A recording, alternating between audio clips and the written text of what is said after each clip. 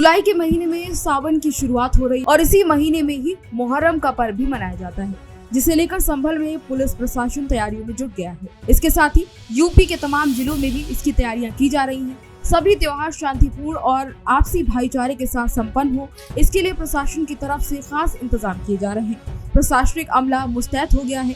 आगामी त्योहार को लेकर मेरठ में भी तैयारियां जोरों शोरों से चल रही हैं। मेरठ में क्या कुछ तैयारियां हैं, इसको लेकर मेरठ के एसएसपी विपिन टाडा ने जानकारी दी और कहा कि आने वाले कांवड़ यात्रा के मद्देनजर पुलिस थानों के वरिष्ठ अधिकारी कांवड़ शिविर आयोजकों, इसके साथ ही डीजे वालों और नागरिकों से फीडबैक ले रहे हैं। उन्हें जरूरी दिशा निर्देश से अवगत कराया जा रहा है। हर थाने में कांवड़ रजिस्टर बनाया जा रहा है, जिसमें कांवड़ से जुड़ी सभी जानकारियां दर्ज की जा रही हैं। तो देखते हुए थानों पर और उच्च अधिकारियों द्वारा जो कांवड़ कैंप आयोजक हैं, डीजे वाले हैं, जो मार्ग में पड़ने वाले गांव के संभ्रांत नागरिक हैं, उन सबसे गोष्ठी की जा रही है। सबसे फीडबैक लिया जा रहा है। आवश्यक दिशा निर्देशों के बारे में उनको अवगत कराया जा रहा है।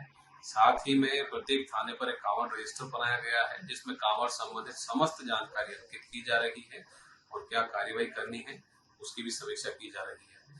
जनपद स्तर पर अंतर जनपदीय समन्वय के लिए, विभागों से समन्वय के लिए जिलाधिकारी महोदय और कांवड़ यात्रा को लेकर प्रशासन के साथ साथ परिवहन निगम ने भी अपने स्तर पर तैयारियां शुरू कर दी है। जिला प्रशासन की मीटिंग के बाद गाजियाबाद में भी तैयारियां खास तौर से की जा रही हैं। इसके साथ ही गाजियाबाद में आरएम ने फैसला लिया है कि पिछले साल चलने वाली 320 बसों की जगह इस बार 350 बसें चलाई जाएंगी, जिससे लोगों को काफी फायदा होगा और रूट में भी लोगों को परेशानी नहीं होगी। लेकिन इसके कारण अन्य रूटों पर चलने वाले पैसेंजर्स को कुछ दिनों तक परेशानियों का सामना करना पड़ेगा, क्योंकि बाकी रूटों पर बसों की संख्या घटकर ऋषिकेश और हरिद्वार के रूट पर लगाई जाएगी।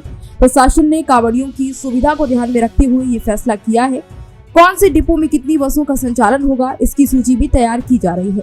बता दें कि एआरएम को ये पूरी जानकारी सौंप दी गई है और उसके अनुसार ही तैयारियां करने को कहा गया है। सबसे अधिक बसें कौशाम्बी डिपो में लगाई गई हैं, जो कि 60 है। इसके बाद साहिबाबाद डिपो में 55 बसें चलाई जाएंगी। सभी बसों के मैनेजमेंट का काम भी शुरू कर दिया गया है। गाजियाबाद रीजन के अंतर्गत 7 डिपो बसें आती हैं।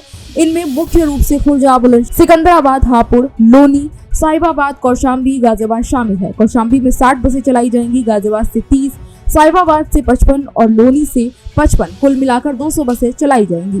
जबकि खुर्जा से 35, बुलंदशहर से 45, सिकंदराबाद से 25 और हापुड़ से 45 बसों का संचालन किया जाएगा, यानी कि कुल 150 बसें संचालित होंगी।